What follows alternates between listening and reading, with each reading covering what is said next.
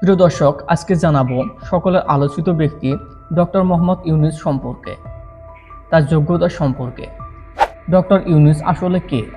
Doctor Mohammad Yunus সামাজিক উদ্যোক্তা, ব্যাংকার, অর্থনীতিবিদ। এছাড়াও তিনি বর্তমানে বাংলাদেশের অন্তর্বর্তীকালীন সরকারের প্রধান উপদেষ্টা। মজার বিষয় হচ্ছে তিনি 2006 সালে গ্রামীণ ব্যাংক প্রতিষ্ঠা করেন। এখন ডক্টর ইউনূসের জন্ম পরিচয় সম্পর্কে জেনে নেওয়া যাক। তিনি 1940 সালে 28 জুন বর্তমান বাংলাদেশের চট্টগ্রাম হাটহাজারী কাপ্তাই সড়কের বাদুয়া গ্রামের একটি বাঙালি মুসলিম পরিবারে জন্মগ্রহণ করেন। ডক্টর ইউনূস সম্পর্কে যত জানবেন ততই অবাক হবেন, কারণ তিনি এতগুলো মর্যাদা পেয়েছেন যা কিনা অনেকের কল্পনার বাইরে। তিনি আন্তর্জাতিক সম্মান পেয়েছেন, তার মধ্যে অন্যতম মার্কিন যুক্তরাষ্ট্রের মার্কিন পররাষ্ট্র দপ্তর থেকে ফুলব্রাইট স্কলারশিপ পান। এরপর প্রেসিডেন্সিয়াল মেডেল অফ ফ্রিডম এবং 2010 সালের দিকে তিনি কংগ্রেশনাল গোল্ড মেডেল পান। এর আগেও ডক্টর ইউনূস তত্ত্বাবধায়ক সরকারের উপদেষ্টা ছিলেন। 1996 সালে সাবেক প্রধান বিচারপতি মোহাম্মদ হাবিবুর রহমানের নেতৃত্বে গঠিত তত্ত্বাবধায়ক সরকার উপদেষ্টা হিসেবে দায়িত্ব পালন করেন।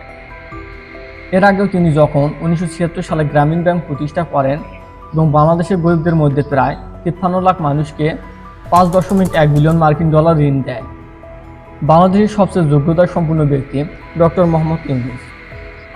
বাংলাদেশের ডক্টর ইউনূস অন্তর্বর্তীকালীন সরকার প্রধান হয়।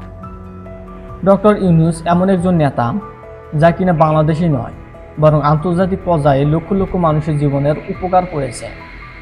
এছাড়াও ডক্টর ইউনূস বাংলাদেশিদের মধ্যে সর্বপ্রথম নোবেল পুরস্কার পান। তার প্রতিষ্ঠিত গ্রামীণ ব্যাংক যৌথভাবে শান্তি নোবেল পুরস্কার লাভ করেন। এছাড়াও তিনি পৃথিবীর বিভিন্ন দেশের বিভিন্ন বিশ্ববিদ্যালয়ে 65টি সম্মানসূচক ডক্টরেট ডিগ্রি অর্জন করেন, যা কিনা বাংলাদেশিদের জন্য গর্বের বিষয়। ডক্টর মোহাম্মদ ইউনূস যতগুলো পুরস্কার পান সেগুলো বলতে গেলে ভিডিওটি অনেক বড় হবে। এরপরও 1993 সাল থেকে 1995 সাল পর্যন্ত প্রফেসর ইউনূস মহিলাদের উপর চতুর্থ বিশ্ব সম্মেলনে আন্তর্জাতিক উপদেষ্টা গ্রুপের সদস্য ছিলেন, যে পদে তিনি জাতিসংঘের মহাসচিব দ্বারা নিযুক্ত হন। এছাড়াও তিনি global commission of human health sustainable economic ডেভেলপমেন্টের উপদেষ্টা পরিষদ এবং UN expert group on human and ফাইন্যান্সে কাজ করেছেন। এরপর 2009 সালে ডক্টর ইউনূস সংস্থার দারিদ্র্য দূর করার জন্য Netherland development organisation international advisory বোর্ডের সদস্য হন। 2010 সাল থেকে তিনি ডিজিটাল ডেভেলপমেন্টের জন্য ব্রডব্যান্ড কমিশনের কমিশনার হিসেবে কাজ করেন। 2016 সালে মার্চ মাসে তিনি জাতিসংঘের মহাসচিব বান কি মুন কর্তৃক স্বাস্থ্য কর্মসংস্থান ও অর্থনৈতিক প্রগতি উচ্চ স্তরে কমিশনে নিযুক্ত হন। 2006 সালে টাইম ম্যাগাজিন ডক্টর ইউনূসকে শীর্ষ 12 জন ব্যবসায়ী এবং নেতাদের মধ্যে তিনি স্থান পায় এবং এশিয়ার 60 বছরের নায়কদের মধ্যে অন্তর্ভুক্ত করে।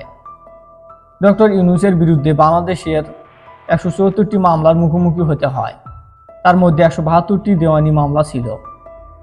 কারণ আওয়ামী লীগ এবং শেখ হাসিনা 2014 সালের নির্বাচনের পর ক্ষমতা ধরে রেখেছিল। এই সব অভিযোগের মধ্যে ছিল শ্রম আইন লঙ্ঘন, দুর্নীতি এবং অর্থ পাচার। ডক্টর ইউনূসের বিরুদ্ধে একের পর এক বিচার শুরু করে শেখ হাসিনা।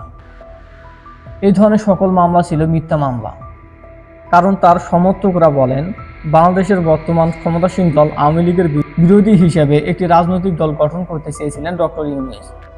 এই কারণে আওয়ামী লীগ সরকার তাকে অপছন্দ করে, যার কারণে একের পর এক অভিযোগ করে আওয়ামী লীগ সরকার।